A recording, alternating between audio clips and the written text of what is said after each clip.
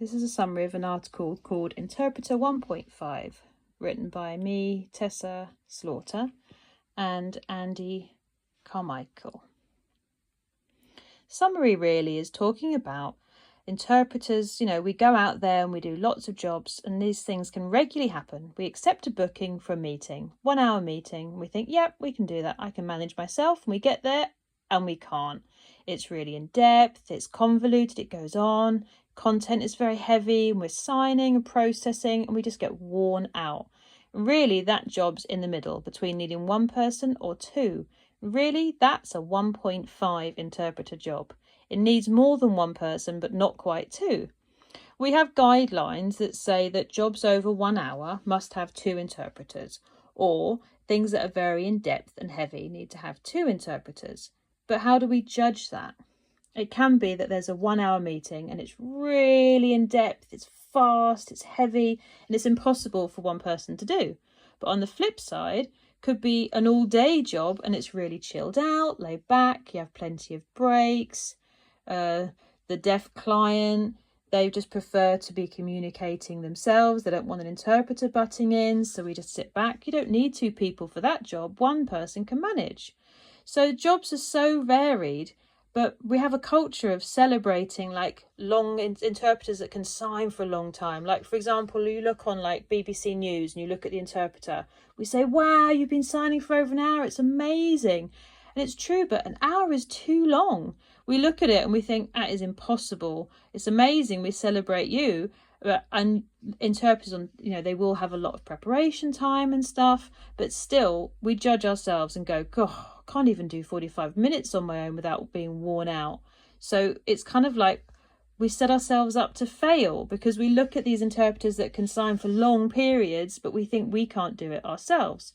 But also we've got to be honest about what happens what the impacts and what effects it has on us. So, mental health and also our quality of interpreting if we sign for long.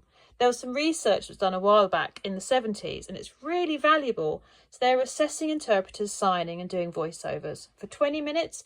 After 20 minutes, we start to make mistakes and the quality goes down. After 30 minutes, the quality goes right down and we start making loads of extra mistakes. Because we can't judge ourselves. We're signing away. How do you judge? How do you evaluate what you're signing?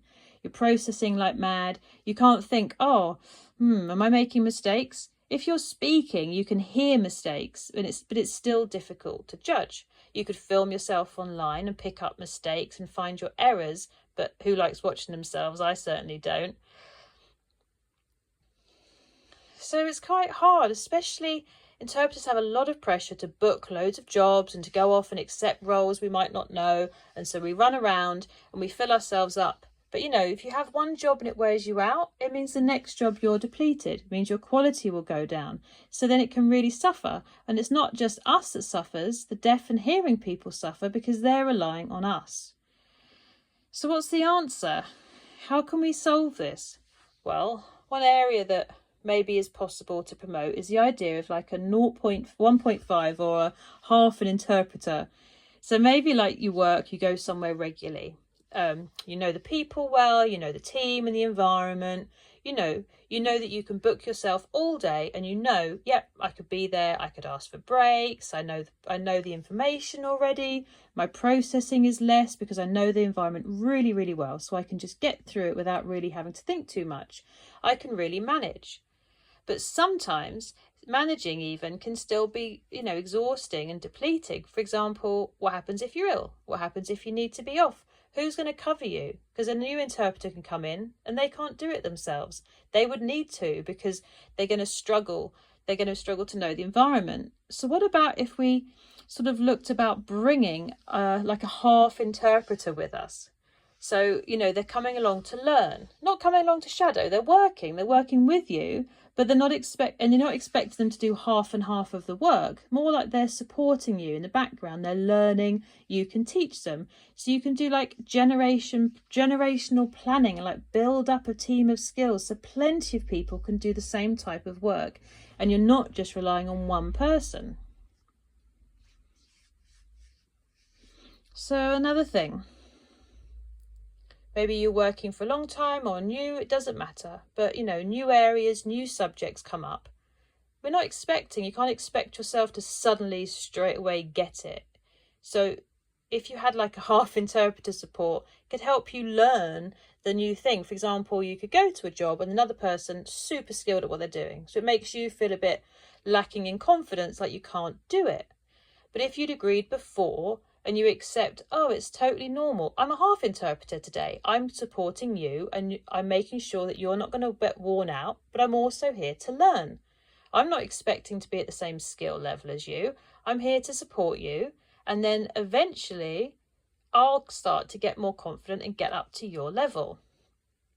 It's basic. I mean, we're not robots. So the idea of this article is really to bring up awareness to the issue. Like, we book a person, but maybe people are worried about money. They don't want to book 2 interpreters. But that's false, because it means you're limiting your options of interpreters in the future. There's no generational planning. There's no planning where new people are learning and developing their experience and skills in your area. Also, we need to be empowering ourselves so we can manage our own diaries. So we should think about jobs we accept or don't accept. For example, like, if we think that's a 1.5 interpreter job, it means I can do it, but it will affect my next job. And it means my strength will get less and less and less, which means I will suffer, and I can accept it and look at my diary and think, that's a heavy day. I'm going to have a break the next day. Then it's up to us to manage ourselves well and look after ourselves well. Because also, if we realise that and understand that, we could bring along a new interpreter to learn. We could bring along someone to support us so we don't get burnt out, but also they can learn. So I'm just trying to promote thinking about the concept of 1.5 or half interpreter as a way of developing and potential capacity, ability to be able to strengthen the profession and reduce our suffer of our strength and our overburdenedness and getting overwhelmed, but we can share the load together and plan for our future interpreters. So it's not like we're ringing out one person and then they become completely worn out. So in summary, we're not robots, but we could be thinking of 1.5 interpreter as a model to help us to manage our work, our health, and also our service.